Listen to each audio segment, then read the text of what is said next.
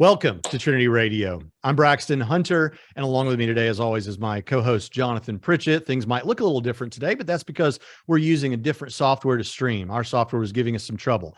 But put that out of your mind. We're excited to announce that today we have a man who is a clear thinker, a solid apologist, a debater of well-known people. He debated Dan Barker of the Freedom From Religion Foundation, who I've also debated. He debated him live in person somewhere, though. So that was just incredible. Enjoyed that. And Nick's been a friend for probably about 10 years or more as he interviewed me for my book, Core Facts. But Nick Peters, welcome to the show. Thanks, Braxton. Good to be back here again. And I want to make sure everyone knows that I do affirm the virgin birth. Oh, what a coincidence. I affirm the virgin birth. I'm not sure about Jonathan. Jonathan has affirmed the virgin birth longer than either of you because I'm the eldest. So, well, that's good to hear. I also affirm it in case there was any confusion. Nick and I actually go way back before YouTube days at the old Theology web where he was, I think it was Apologia Phoenix. Yes. Yep. I remember you from way back. That was what, 2005, 2004, somewhere back then. And who were you on there? Yes. What was your name, Pritchett? Trustee. I don't really remember that right now. I didn't comment a whole lot, but I read the only time I ever commented was that was back when I was first cutting my teeth arguing with Calvinists. But I do remember your debates. I think used to have to post these texts. Someone would post their opening statement, and then in a forum, and someone would post a reply. And one of the debates that I found very interesting was a debate between you and Glenn Peoples on anthropology. Y'all did a debate on the subject of anthropology, monism versus dualism. And I will say that you, as always, wiped the floor with him because that's not a defensible position whatsoever. I affirm substance dualism. I affirm substance dualism. Nick, do you affirm substance dualism still? Yep.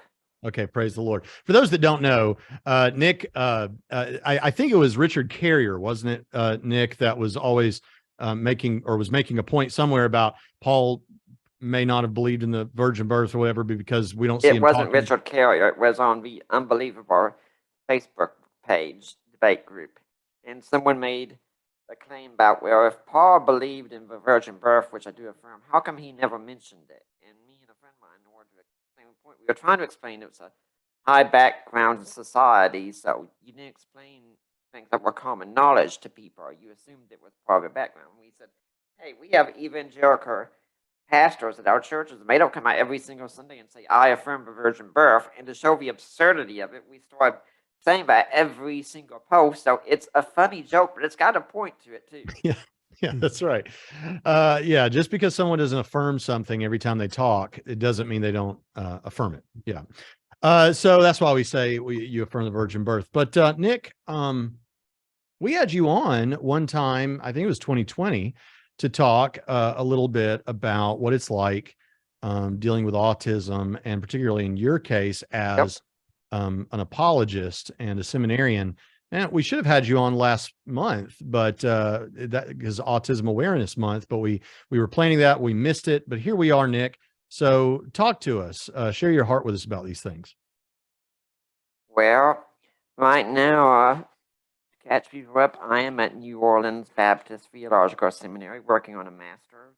I'm sadly divorced, but I also decided I didn't want that to hold me back. So that's one reason I came here to get my master's. I said I'm going to go out and do something here, because one of my philosophies I live with all this is that the best revenge is a life well lived. That rather than mope and feel sorry for myself, and there's a place for that when you've gone through a divorce. There's a time to mourn and feel sad, but also get up and get going, because today we're going to be talking a lot about video games and Christianity. Hey, before you go on, Nick, every now and then it seems like your voice is getting really quiet. So I don't know if maybe you could just speak directly to your mic when you speak or something like that. I think that might solve it.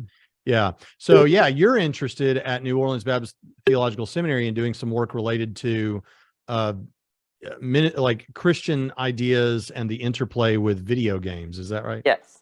Yes. And one of my ideas is play to win, because I'm in this game only one time. I'm going to do my best, play it to win it. That's even why I'm in a therapy program over here, not working with divorce. I've got a therapist in Georgia who works with me on that, but working in person, learning social skills better, but I can find someone again. Yeah. Yeah. Well, I love that. That's beautiful, Nick. So, when you first became interested in Christian apologetics and philosophy and theology and all that stuff, did you even think about your autism in any way holding you back from that, or was it was your disposition, no man, I can do this just like I've done all the other things, in my life. This isn't going to hold me back from this. How did you approach that? Oh, if only you could talk with my mother about this sometime. Mhm. She was told when I was diagnosed all the facts about this. He's never go to middle school or high school, never going to graduate from college, never going to be able to drive, get married, all these other things. Right now, I'm living 600 miles away from my parents, driving independently, working on my master's. What does that tell you? Yeah. I never saw it as something to hold back. I mean, to use the gaming analogy again, I said, this is a challenge. Let's do this. Yeah, that's great. Well, That's I great. remember, I don't know if you remember our conversation where my son is on the spectrum, and he had not only is he autistic, but he had developmental delay. And so they had told us that when he was a kid, that he probably was never even going to learn how to read. But, he's about to finish high school. He makes really good grades, is an avid reader. And of course, this with, from your own experience, probably with apologetics, that when you're on the spectrum, when you find an area of interest, that's the only thing that really matters. Yep. And so we were homeschooling him, and homeschool was actually a challenge because the subjects he was interested in, he would excel in. And the subjects he wasn't interested in, it's not that he couldn't handle the material, it was boredom, not any sort of cognitive issues with trying to learn the material. Is just boredom keeps him, prevented him from.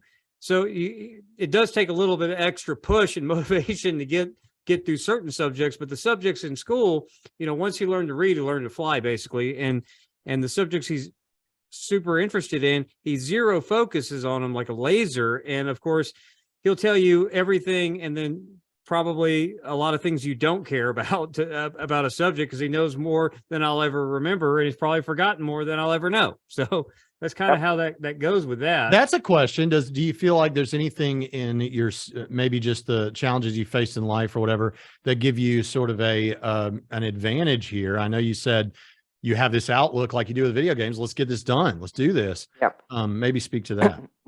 Yeah, I very rarely get swayed by emotion or arguments, because I don't even know really when someone's doing it to me.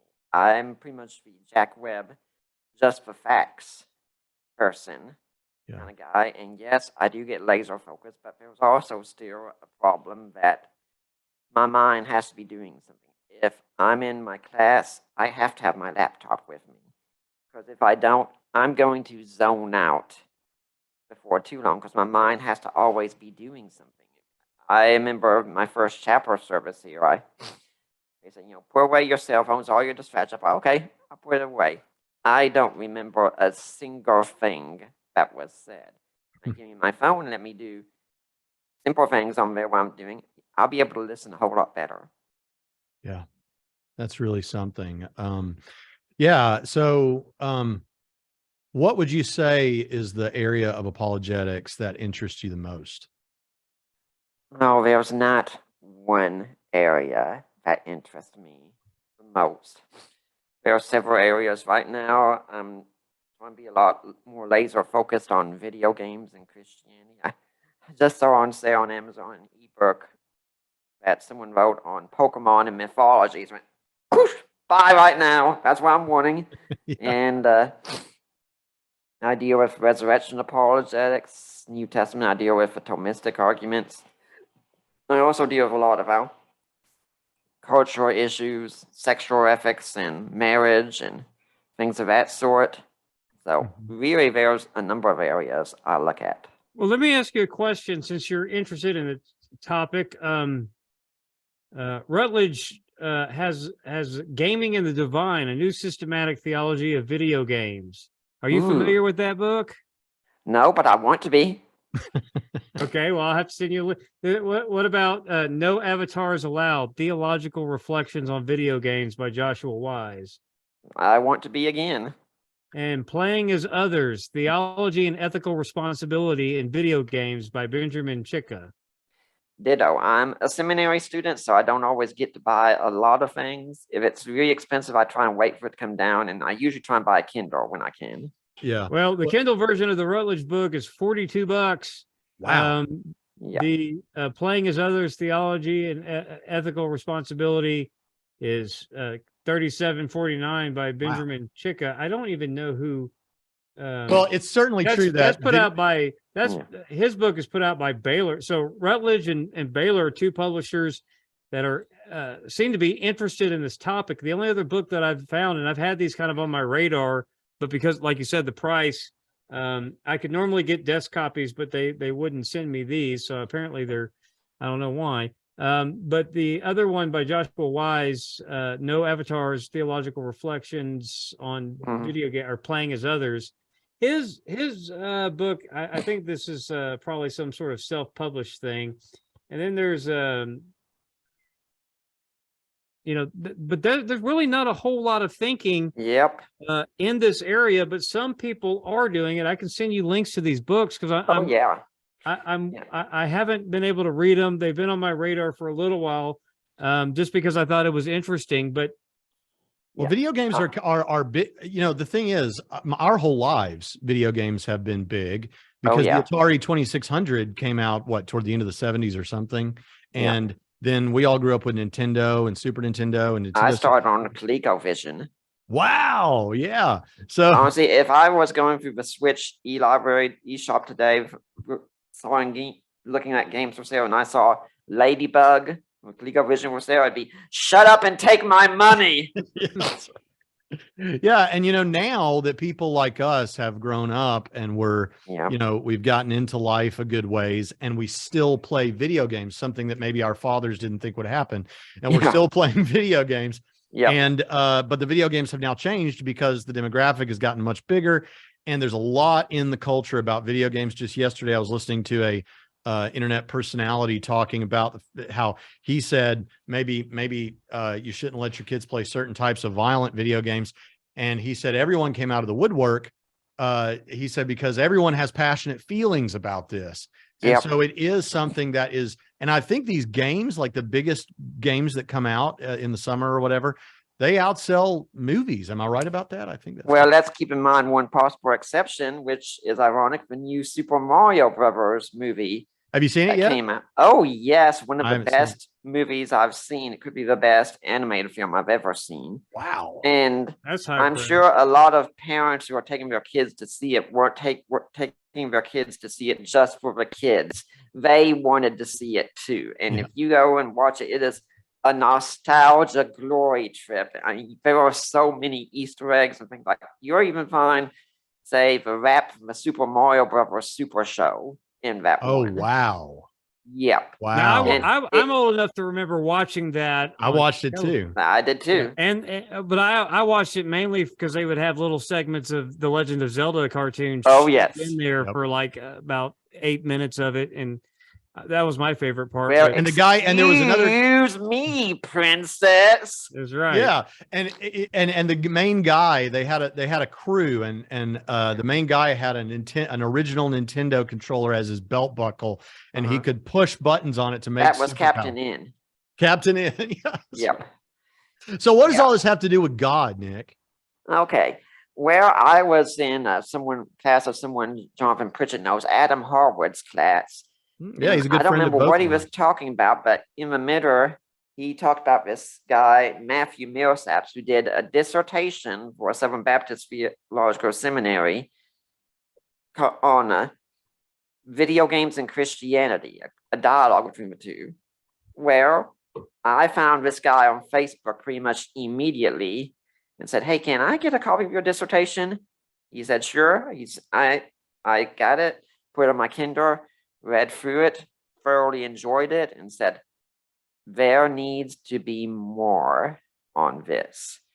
And then Dr. Stewart here, I was talking with him. I don't remember what about, but I was talking with him in December of a month before our big Defend conference. He said, "Nick, I'm surprised you didn't sign up to speak." And I said, "I didn't know that was an option, but I could do that." And he said, "Well, tell you what, why don't you send me your 3 big topics that you could consider speaking on? And if someone drops out, which is likely, I'll give you the first position." I said, "Okay." And I'll just be doing a breakout, but that's something still. Sure. And the top one I thought was because I thought everyone here is going to be talking about the same kinds of topics. I need something unique to me. I mean, if it came between hearing me or Gary Habermas talk about the resurrection of Jesus, sorry, I'm going to go to the Gary Habermas lecture instead. So I thought, what can I talk about? Oh, video games and Christianity. So I put that on top of my list. That's what he gave me. And I started doing reading on it. And honestly, I thought I'd be talking about topics like violence in video games or sexism in video games. Those were footnotes at the end based on all the reading I was doing. And I remember the day of, I was thinking, is anyone even going to want to come to this session, really? I went in my room, got my laptop set up and waited. We had to bring in extra chairs for all the people who wanted to hear. And we had both sexes, we had all ages in there. And then I always leave time for Q&A when I give a talk. And at the end, something happened during the Q&A that I don't think I'd ever seen any such talk before. An organic discussion broke out among the audience with them talking back and forth about the issues. Wow. And I realized then more needs to be done here.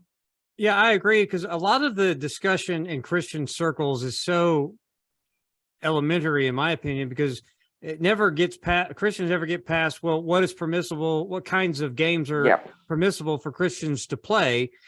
And there are any number of other issues involved, as in, you know, when you devote your time to any sort of thing, it's not just, is it permissible to play, but how is it challenging my worldview and ethics when I play certain games and I engage in certain behaviors, whether it's, a first-person shooter versus a multi-player online, RPG type thing where you're playing as a different character.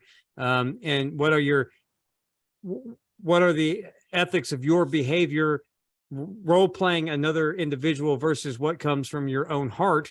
And does what come out of your character, is that mirroring, Jesus says out of the mouth, is disposition of the heart, but is that also enacted through, which gets you into theater as well, acting or even role-playing in a video game world where your avatar is behaving in certain things? How divorced from that is your own character, or how much is it affecting your ethical behavior and your character?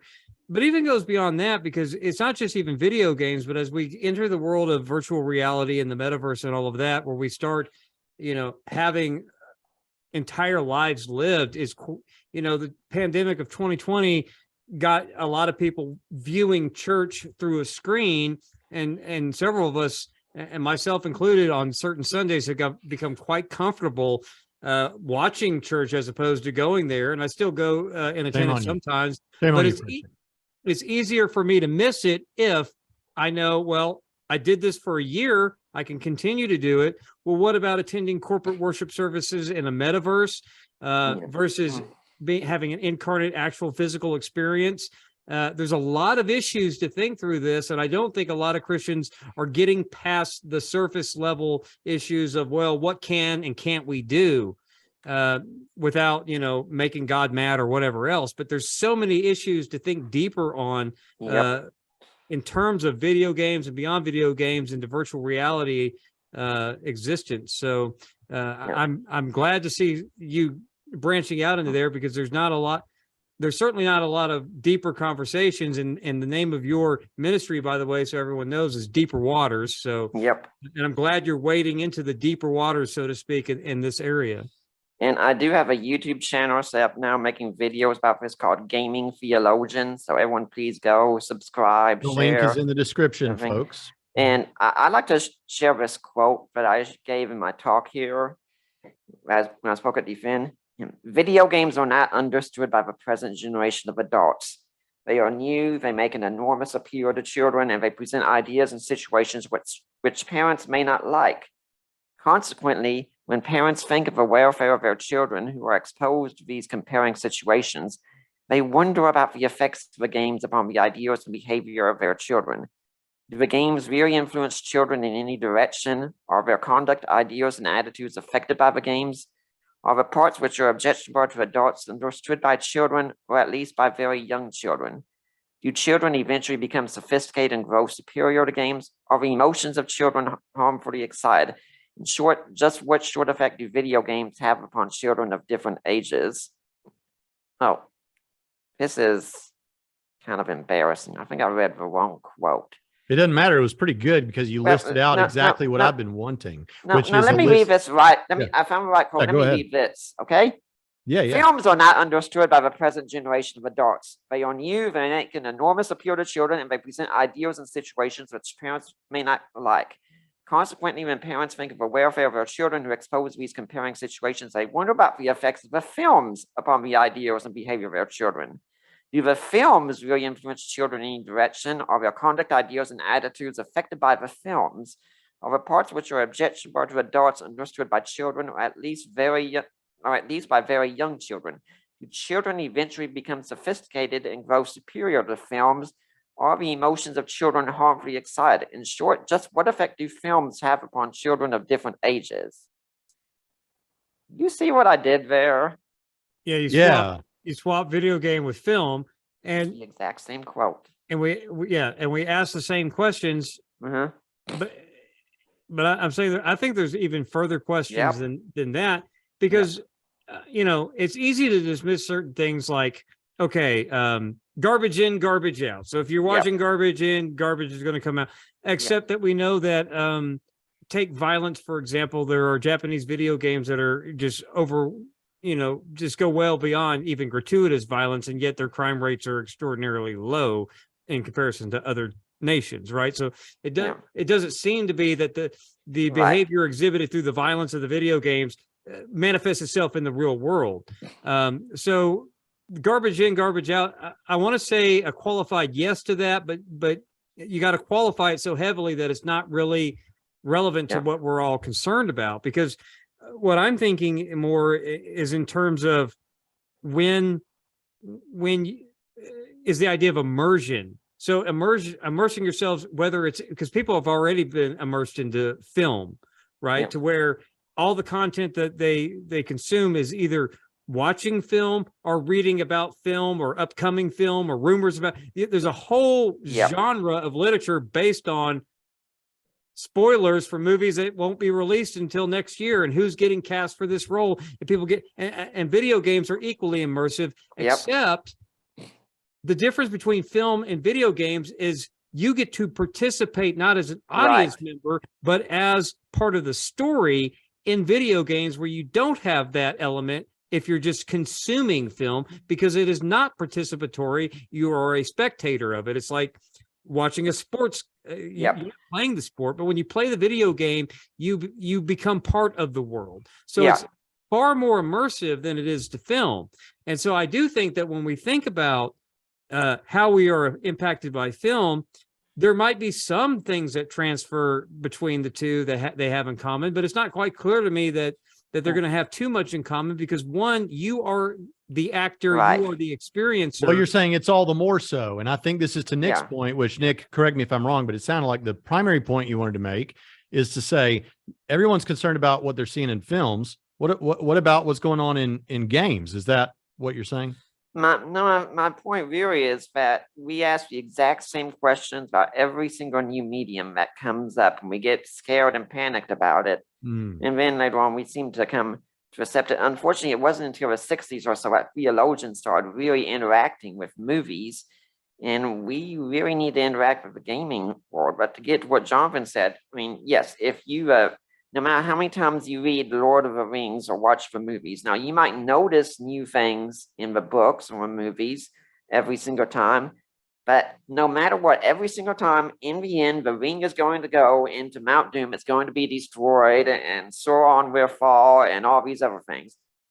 Every time you boot up the original Super Mario Bros., you're going to be playing a different game to an extent. Something is going to be different. It's never going to be the same.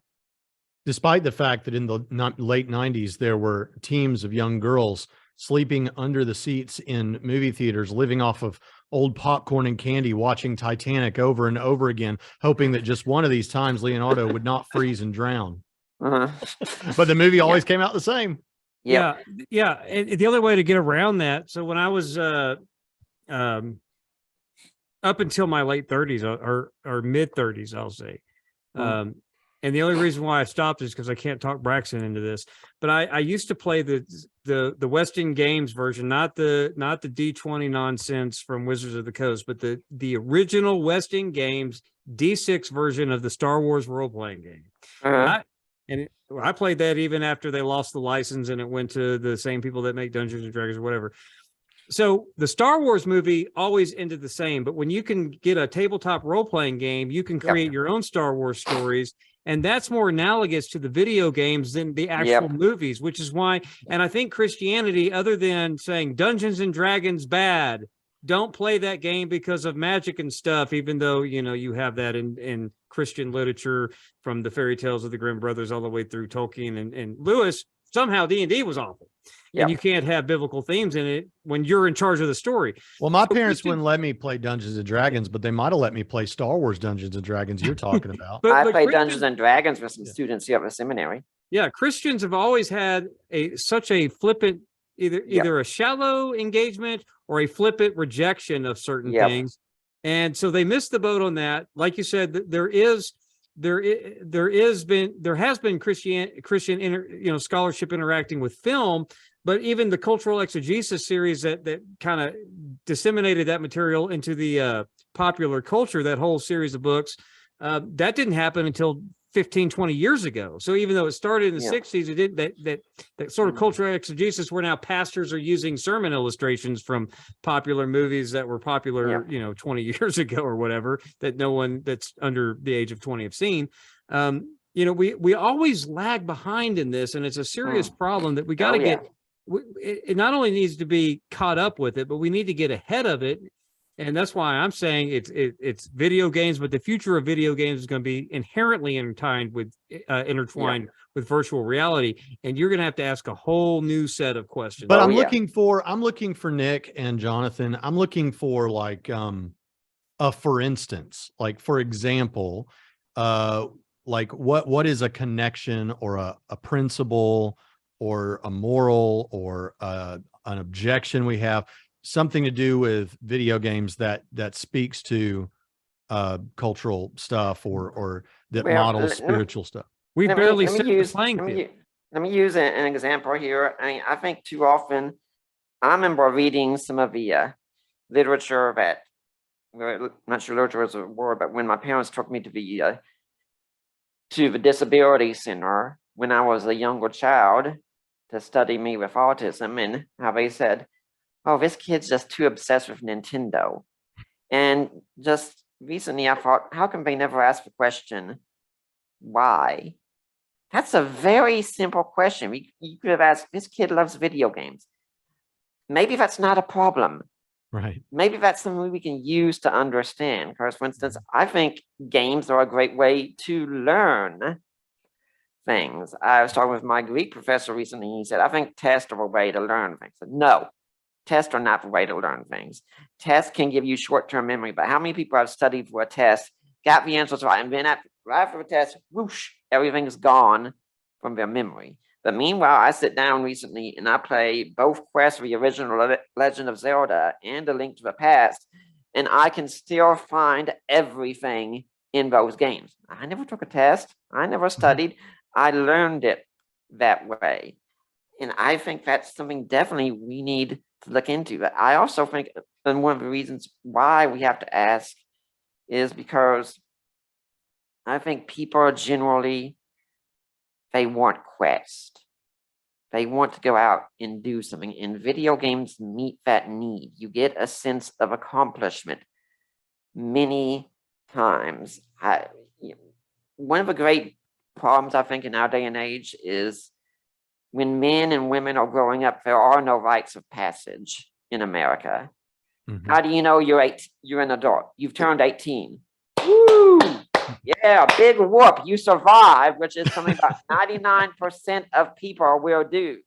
Congratulations. So Yeah. what do people do instead?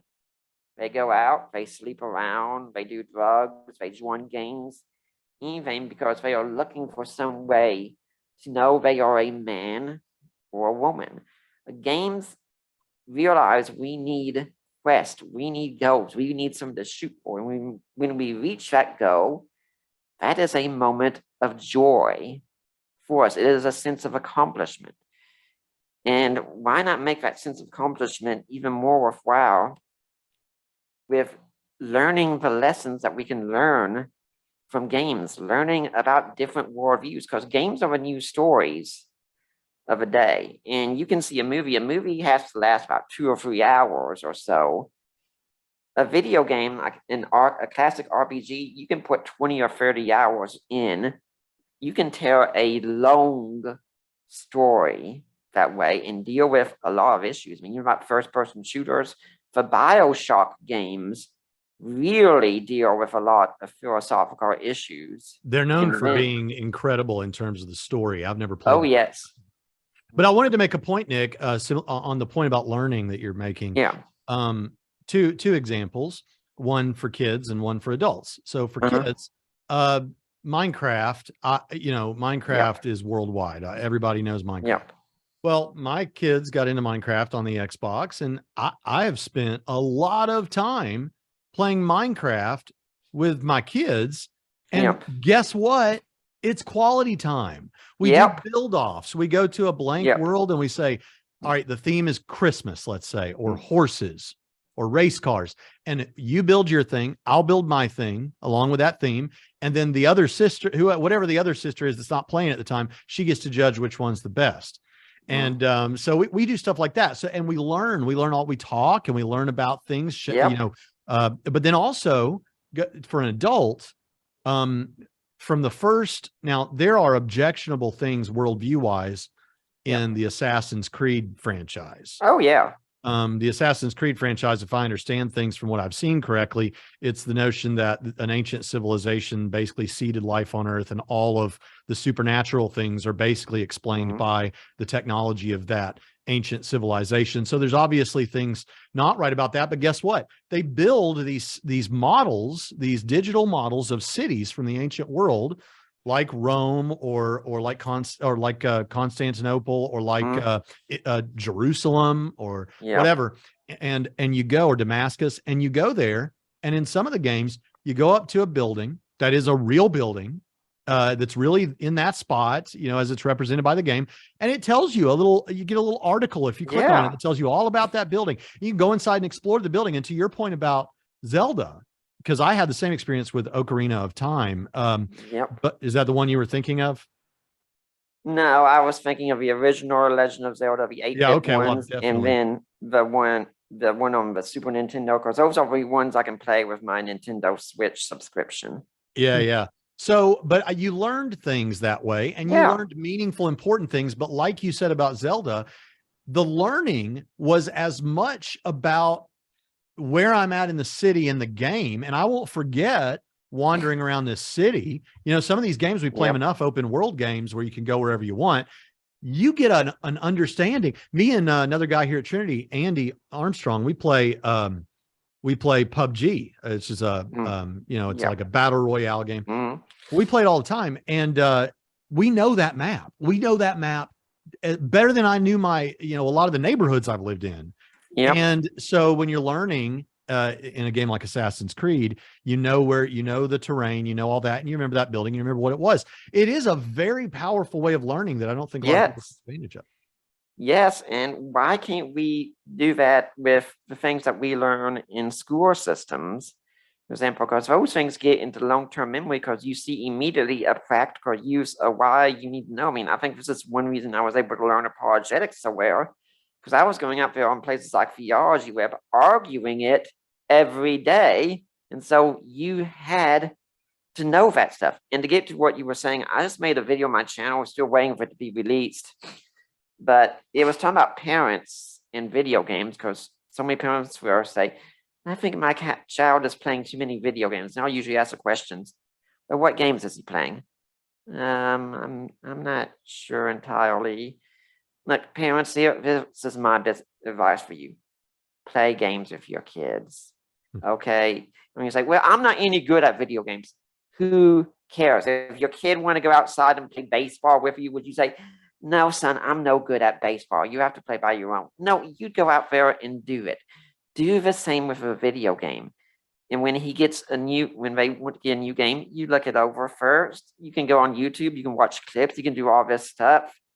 And then And I'll you tell you agree you're something, Nick, in terms of parenting here, I don't mean to break up your flow, but there is something important about this, because when your kid is begging you to take them to the movies or take them wherever, whatever it is, and maybe you don't want to do that. Let's be honest, you don't want to do that. Yep. You know what you could do to your kids? You could say, no, we're not going to do that, but I'll tell you what we are going to do. You and I are going to do something together. Let's play a video game. Yeah. Because they will be thrilled. I remember there was a particular joy in knowing that my mother or father who barely could hold the controller right, would play video games. It was a particular kind of joy, Yeah. And if you do this, you're not only bonding with kid, you can also then later on go out there and start asking questions. Okay, what did you think about that? Why do you think? And you can start making it a worldview exploration.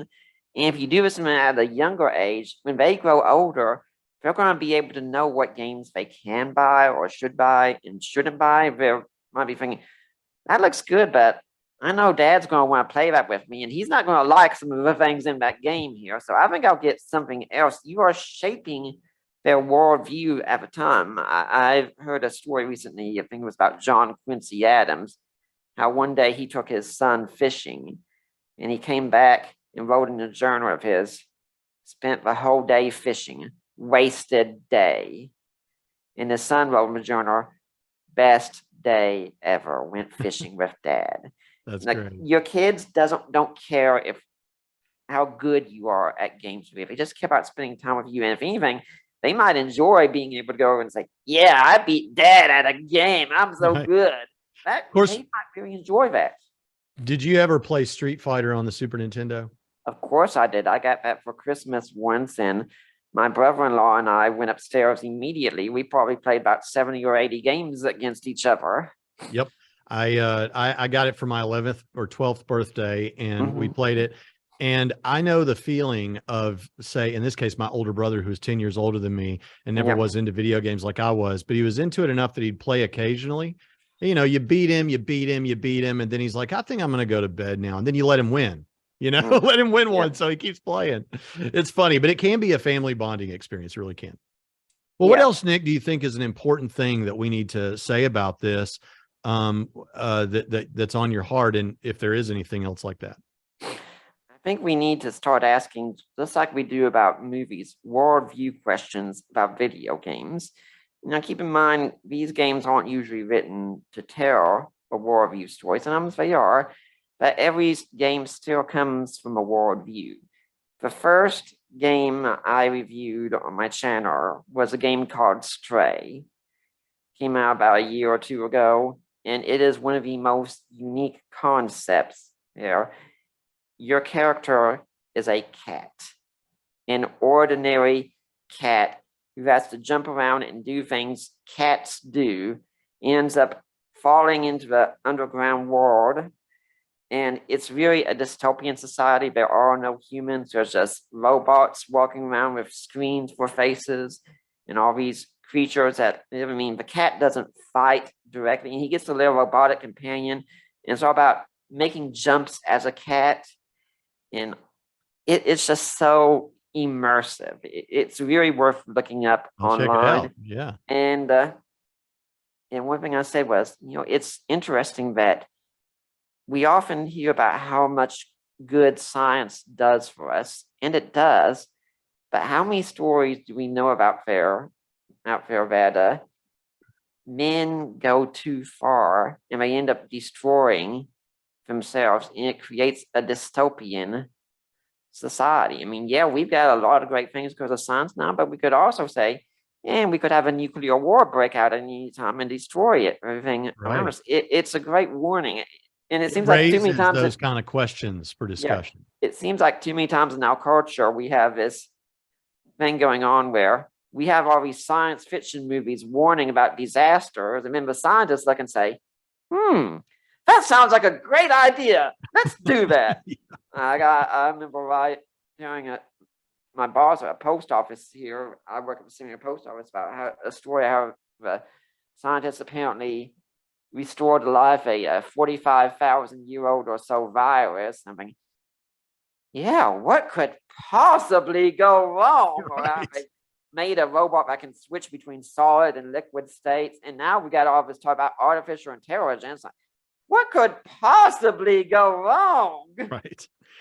Yeah, and when you've got Elon Musk saying we should be a little concerned about it, that's telling you something. Yeah, and it's his baby too, and he's telling us it's going bad. So, well, listen, Nick, this is I've enjoyed having you on here. This has been a blast, and your family means so much to us, and you personally mean so much to us. And we need to have you back soon. But I think to anyone watching, there's two things at least to take away from this, and that is one. Nick is absolutely right that one of the new forms, I mean, it's been around for 50 years now, but one of the new forms of storytelling is very immersive, very detailed video games. And sometimes simplistic or minimalist looking video games like 2D side scrollers that still raise philosophical questions and theological questions. And that's a great springboard for your kids. And also think about how those kinds of games do or don't craft their personality and their thinking. And so, Nick, I really appreciate that. The second thing is, I love what you said to other people who are perhaps in your spot. They have autism and they're thinking about life and what they can accomplish. Nick, your notion that just like in a video game, just how did you put it? Something like just play to win. Play to win. Yeah. Play to win. And something else that we need to say to the Christian community also is sometimes we make movies and TV shows ourselves, and let's face it, usually they suck. Okay? They're horrible. The only people who go and watch these are other Christians, and it's just because it's a Christian film. If we are going to do this in our era, when we make Christian video games, let's not focus so much on making Christian content. Let's just focus on making a good game, first of all, because who cares how great the content is if no one enjoys playing it? Yeah, what the world needs is not more Christian books, but more good books written by Christians, as someone was saying. Yes. Well, Nick, this is great. We love you again. And folks, check out his channel and other stuff we have linked in the description, and we'll have it in the description. And people can check him out and follow him. And this has just been great. Now I want to go play some video games, but I can't. So look what you've done to me. But anyway, Nick, I just want you to know at the close, I do still at the end of this broadcast, as at the beginning, affirm the virgin birth. And I affirm the virgin birth still. Oh, thank goodness. Thank goodness. Oh, good. Wow. None of us are heretics. That's great. All right. Well, that was great. And Nick and everybody else, we'll see you next time on Trinity Radio.